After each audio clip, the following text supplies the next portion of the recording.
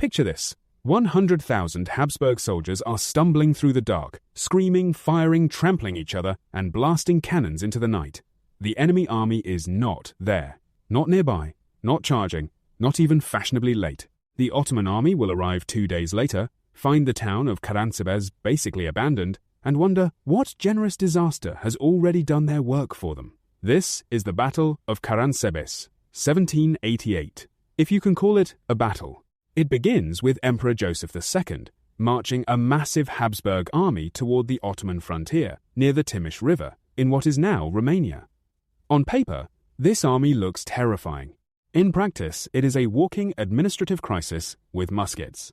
The Habsburg forces include Germans, Hungarians, Czechs, Serbs, Romanians, Italians, and more, many speaking different languages, many not understanding the same commands, and absolutely everyone carrying weapons. A flawless recipe. The Ottomans are believed to be somewhere ahead, so the Habsburgs send Hussars across the river to scout. The Hussars find no Ottomans. They do, however, find something military history recognizes as more dangerous than cavalry: a barrel of Schnapps. They buy it from local civilians and begin drinking.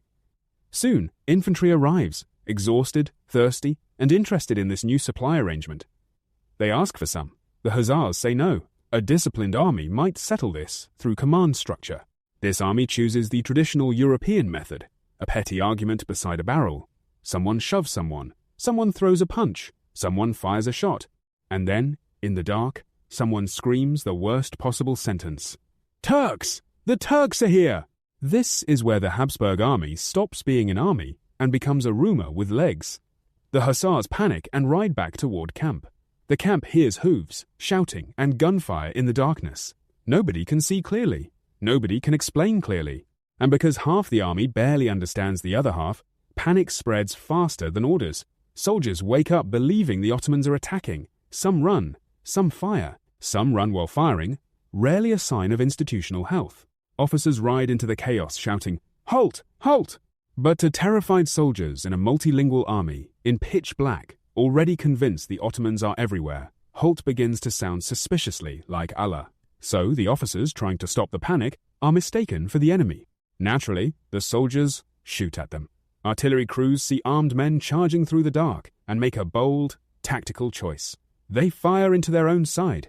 By midnight, the Habsburg army is in full retreat, not from the Ottomans, from itself.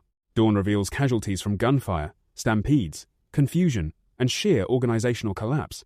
Emperor Joseph II is said to have been knocked from his horse into a stream, because apparently even the emperor had to contribute to the slapstick tragedy. 2 days later, the Ottoman army arrives.